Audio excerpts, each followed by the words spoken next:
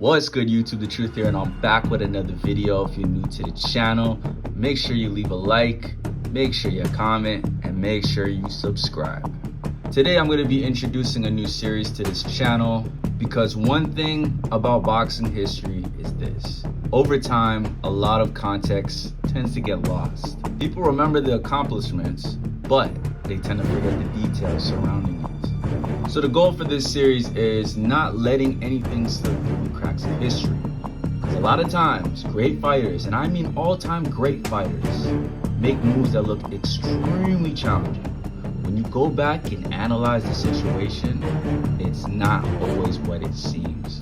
So for today's video, we're going to be talking about one of the biggest ones that slipped through the cracks, and that is, why didn't Canelo become undisputed at 160? Let's talk about it. So before anything, I gotta introduce you guys to the reason Canelo did not become undisputed at 160. And he has one name, and that is Demetrius Andrade. Now, he is a 2-division world champion, highly skilled, elite amateur. Got wins over Keith Thurman. He's been known in the scene as one of the most skilled fighters at 160 and 154. And for some reason, that fight with him and Canelo just never happened. Now, I'm here to break it down why. So during Canelo's middleweight run, there were a lot of big names around him.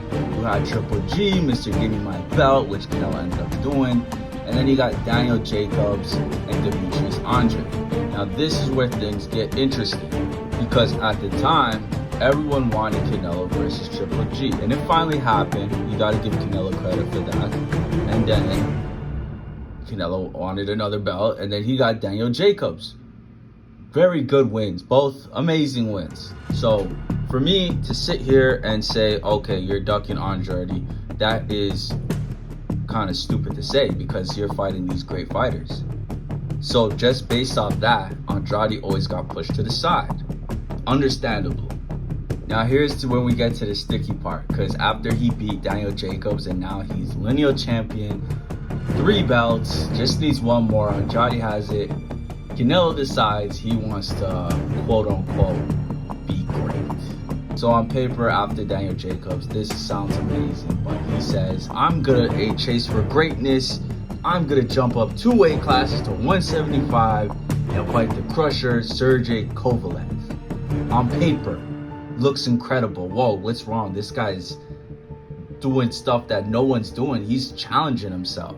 Now here's where we got to break it down. Yes, Kovalev is a risk. Yes, it is a 2-weight class jump. Sounds very impressive. But we all knew Kovalev was not the same fighter anymore. He done got knocked out twice already. His fight right before Canelo, he almost got stopped by Anthony Yarde, and then continued to fight Canelo, I believe maybe 3-4 months right after. No break, nothing. Also, some people want to add that Kovalev was put on a rehydration clause. So we cannot sit here and say that this was the same crusher that people remember. Did Canelo knock him out? Yeah. Did he get some credit? Yeah, you can't change that.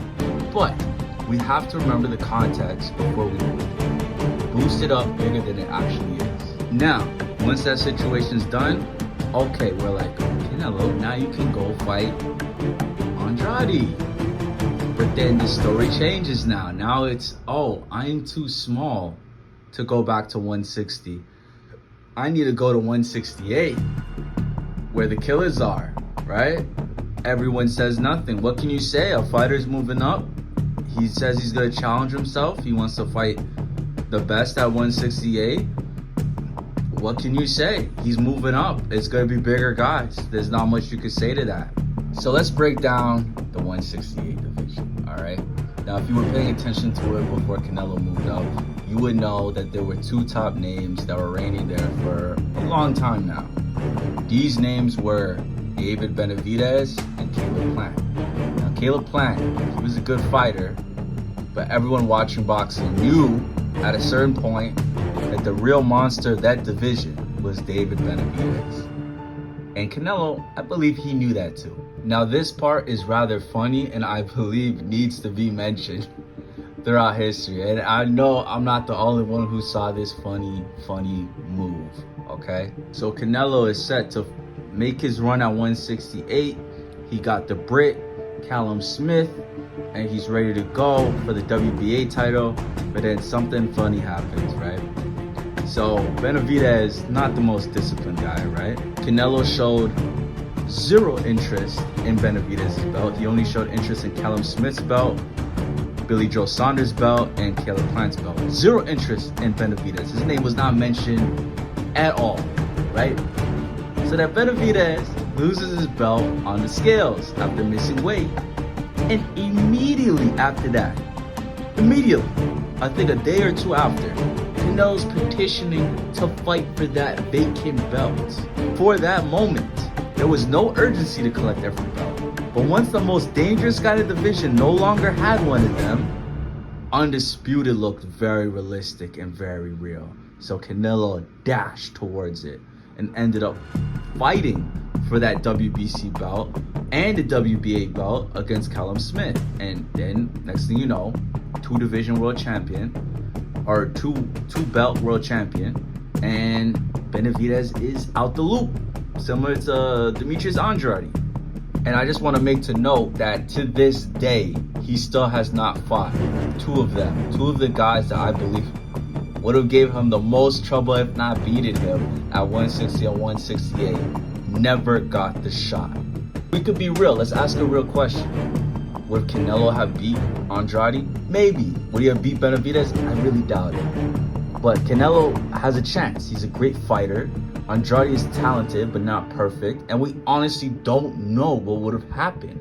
But at this point, we're never going to see it. So we just have to write down what happened in history. This is why I believe this series is very important. It's not to disrespect great fighters, but it's to make sure boxing history remembers the story from years from now. People will look at the resume, they'll see the belts, they'll see the wins, but they won't remember who never got the opportunity. But anyways, that's today's episode of Catching the Truth. Let me know in the comments, do you think Canelo ducked Demetrius Andrade and Benavidez? Or do you think the fight just never made business sense? Drop your opinions below. If you enjoyed the video, make sure you like, comment, and subscribe.